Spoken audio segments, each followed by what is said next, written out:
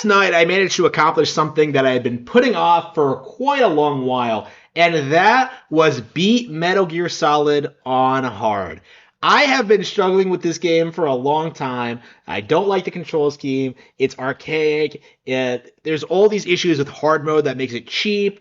Did not really enjoy it, but there is no denying that there's a certain sense of satisfaction after beating Metal Gear Solid on hard difficulty. You know, you have to learn the ins and outs of how the game works. You have to like outthink the AI and use every tool at your disposal. In a way, like it is a lot of fun. And going forward, this might be something I do again with Metal Gear Solid 2 in the future. But like right now, I'm kind of reflecting on my feelings towards MGS as a franchise and on this specific game in particular. And yeah, like I am a fan of Metal Gear Solid. I always have been. You know, I love the games, I love the themes, I love the cliches, like the twists and turns, like the anime-esque storyline. You know, there's so much about MGS that's just iconic 90s video games. And it is like it should be considered an all-time classic because of what it brought to the table, its innovations, its great voice acting, great cutscene direction. You know, there's some iffy things about the plot and the themes that you can kind of nitpick and kind of talk about, but there's no denying that at the time, MGS was a major trendsetter and a major innovator in the space. That being said, though, at the time, I do think we've progressed far enough along in game development, in gamer culture, where in a lot of ways, Metal Gear Solid is not the cultural icon it used to be. In part because of Kojima leaving Konami, in part because of Metal Gear Solid not being a particularly an IP that's been supported over the past decade, and I think most specifically the fact that people are becoming more and more critical of these games that used to be seen as like some of the most cutting edge, innovative, artistic works in the industry.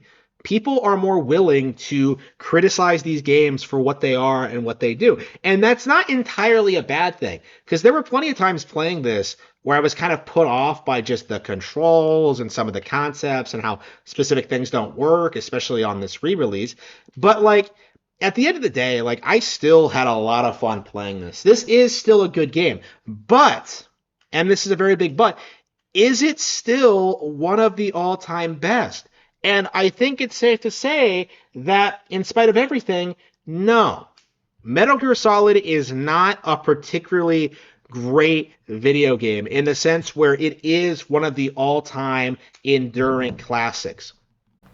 For comparison's sake, games like the original Super Mario Bros., games like A Link to the Past, games like Super Mario Galaxy, Mario 64, Super Smash Bros. Melee, a lot of these games are still played and enjoyed by younger audiences today, right? When you compare like enduring classics compared to something like Metal Gear Solid, you see a very stark contrast. You see a game that was made during the 90s. Not just the mechanics are outdated. When you look at like MGS as a product, this is something that was made in the 90s. The political situation in the world has changed. The ideas and themes from back then are outdated. And as a result of that, like the ideas that were like really trendy and forward thinking in the 90s really come off as just asinine in a lot of ways. Specifically, like when it comes to political relations between the U.S. and Russia. You know, spoiler alert, they're quite a bit different than how MGS imagined them.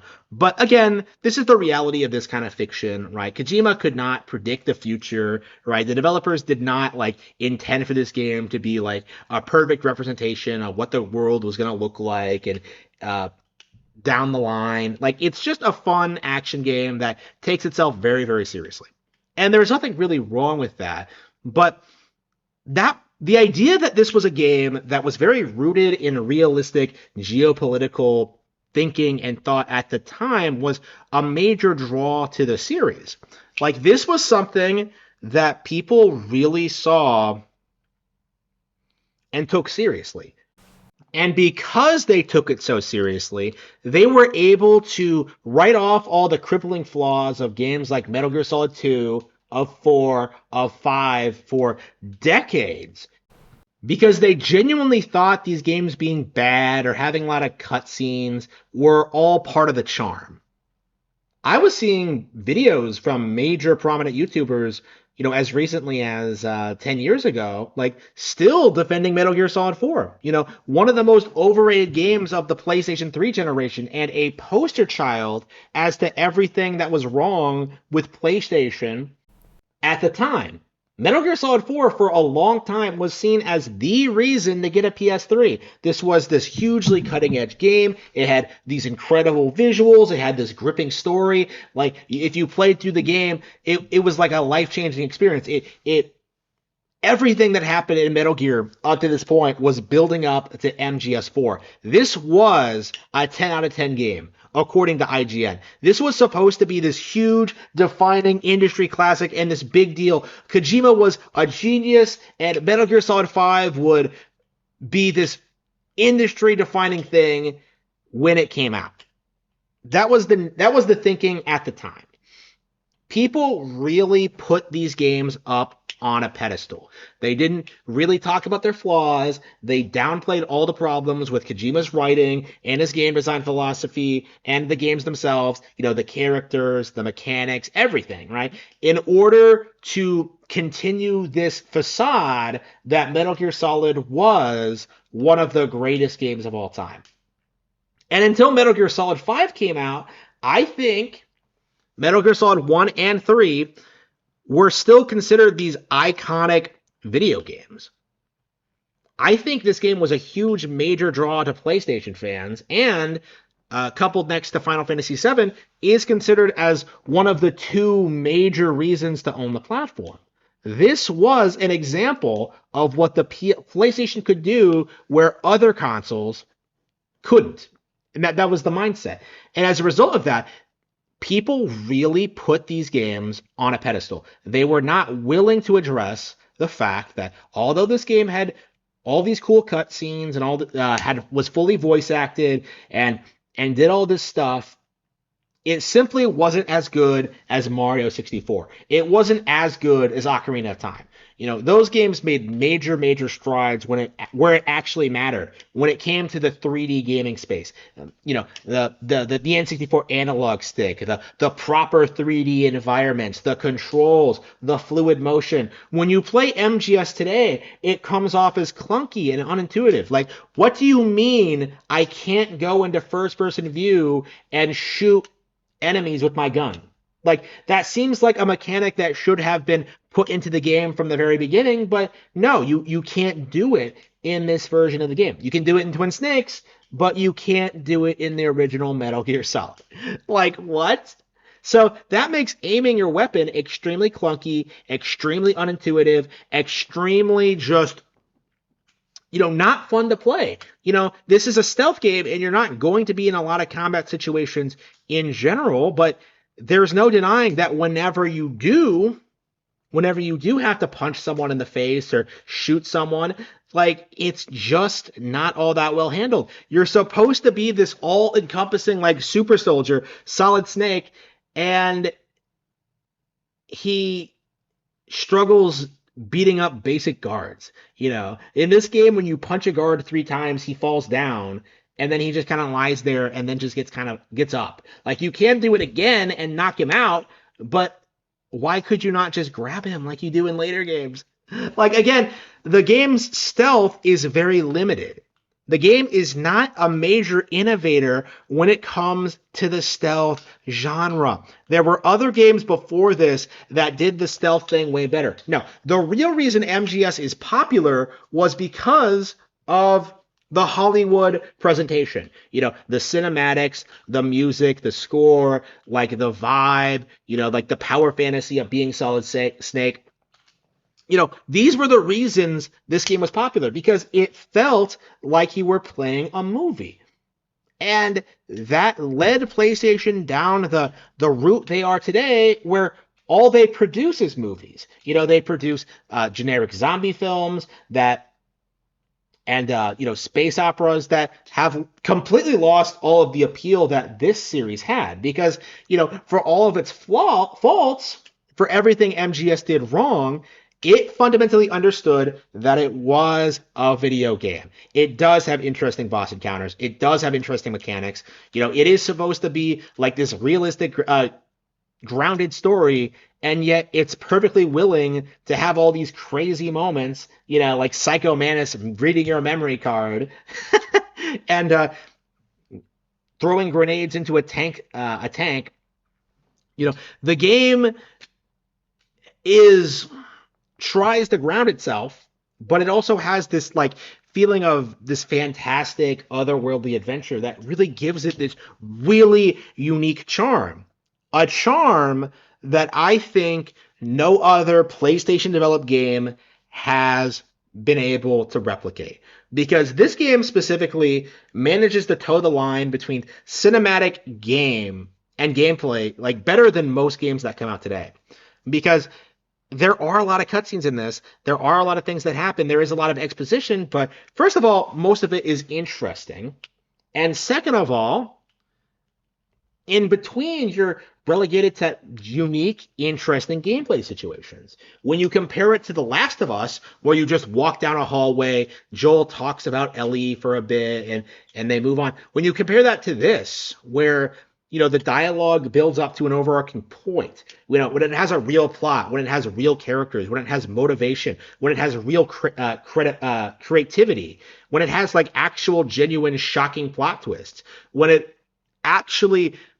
you actually get a chance to punch Liquid in the face, like the game is an actual video game, and it's impressive that they were able to do so much on such limited hardware that was clearly inferior to the Nintendo 64 in every way.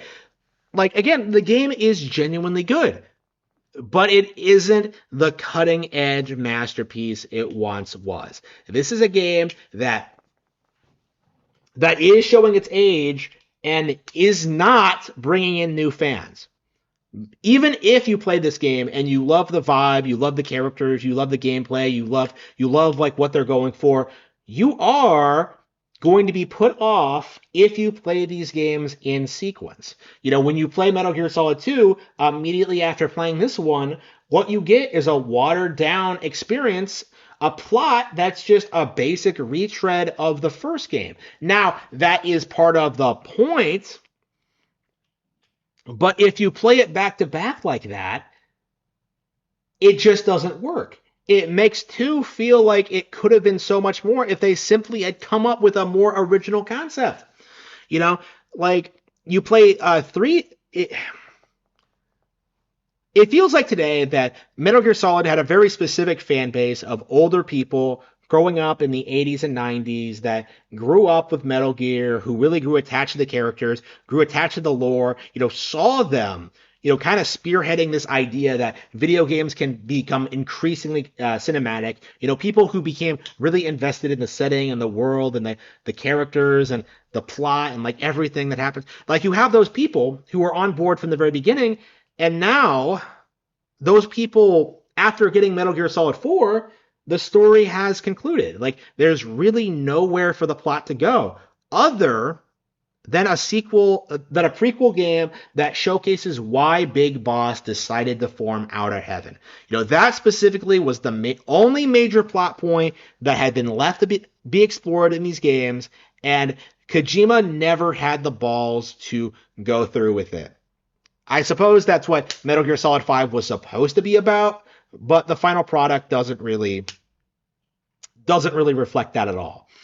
Like Kojima, because of his growing fame and his control over Sony and his weird place in the industry right now, he, much like a lot of creatives that get this kind of success, really believed that he was too good to continue working on these games, and really felt that he was kind of above it all. And so kind of lost sight of what made these games appealing to begin with. These games shouldn't be social commentaries on gamer culture or like how Kojima sees his fans, like MGS2 and 4. Like these should be really fun, wild spy thrillers with a sneaking aesthetic, right? They should have doubled down on the stealth mechanics and continued improving them with each iteration of the IP, but they never managed to do that. The cinematics got longer, the stories got more and more convoluted and complex. They had bigger and bigger budgets, and yet, in a lot of ways, the games never topped what the first and third game managed to accomplish because it's those two games specifically that people remember and look back on fondly because these are the games that adequately depict what Metal Gear Solid should be about. Putting a guy in an insane situation and watching him get out of it. That's what Metal Gear should be. That is the essence of Metal Gear. And Kojima seems to not really understand that.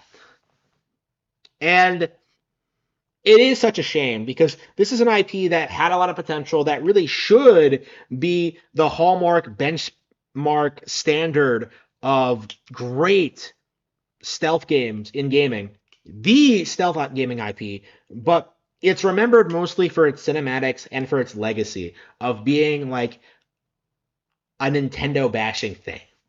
Like, other than that, the game isn't really all that fondly remembered. And I think over the next decade, we're going to see these games continue to become more and more obscure to the point where I would even suggest that the upcoming remake of Metal Gear Solid 3 might be the last time we really consider the original MGS3 as one of the greatest games ever made. This might be the point where people start losing faith in the Metal Gear brand as a whole.